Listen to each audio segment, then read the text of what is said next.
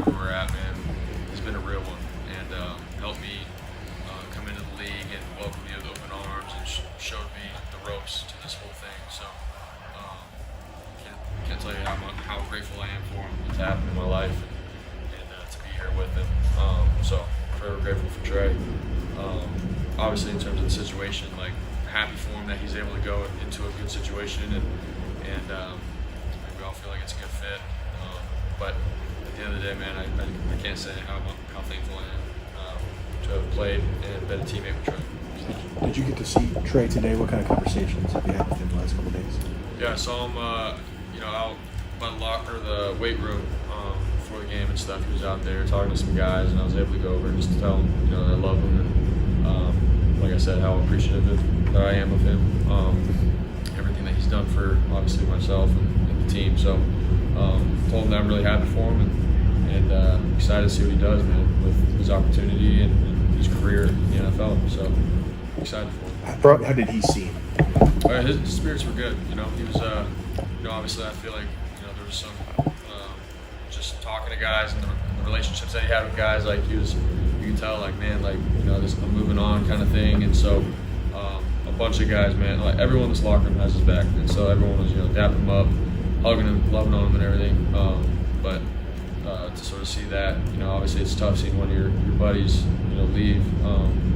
But at the same time, we're all excited that man, he's got a good opportunity ahead of him, and he was in great spirits. So did you know it was one when he wasn't at practice the other day? Did you understand? Was it the news getting the way Kyle was drafted? It kind of was haphazard, maybe the way things got out. Yeah, I mean, no one. We honestly had no idea. He wasn't at practice, and we're like, okay, where's he at, kind of thing. And Greasy said, just taking some time to think things over and whatnot after he had heard the decision that Sam was going to be the second string quarterback, and so all of us were like, okay, we got to practice, we got to continue to do what we're doing. Everything will happen how it needs to happen after.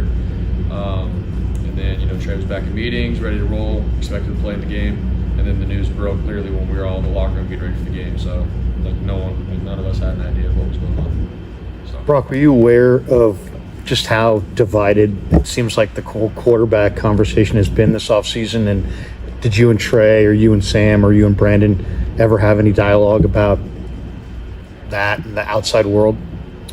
Honestly, no. I had my surgery, and then we brought in Sam, brought in Brandon, and really we were all sort of going through our own thing. Like Trey was obviously continuing to get healthy with his foot. Obviously, I'm coming off the surgery with my arm, so I'm just focusing on my arm. No one really knew what camp was going to look like, or going into the season, anything like that. It was all really up in the air. We all wanted to get healthy first of all, and then just compete from there. And I feel like that was all of our mindsets. There was no, talk about, hey, we're saying this or that in the media. We don't talk about any of that. It's strictly ball for us, and we all pull for each other and push each other every single day. So it's sort of just how it went. Brock, when you were drafted, it was Trey 1, Sutfeld 2, you 3, Jimmy thrown on a side field.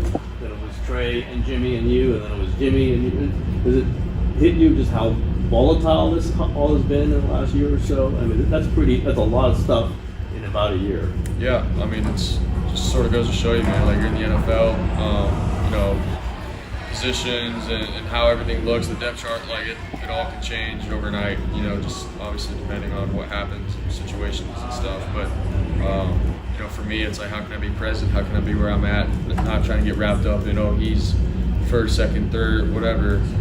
The more you think about that kind of stuff, the more it can consume you and affect how you play. And so for me this past year, man, it's been do what I'm told from the coaches, and then, everything else happens how it ends up happening. And that's just sort of how I look at it. But yeah, it is wild. Sort of like welcome to the NFL kind of thing. I think we ask you a version of this every time you're up there, but now that you're through preseason, how would you just describe where you're at right now as we head toward the regular season? Yeah, I feel good.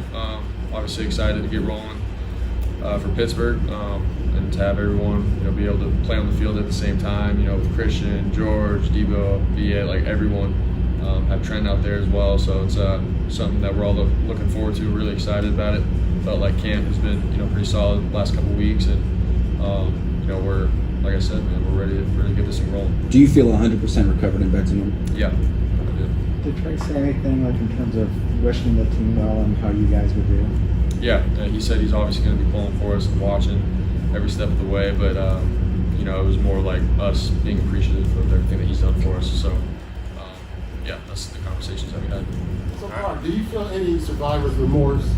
This time last year, it was Trey's job, gets hurt, then you end up taking over, have a great run, and then you get hurt in the playoffs.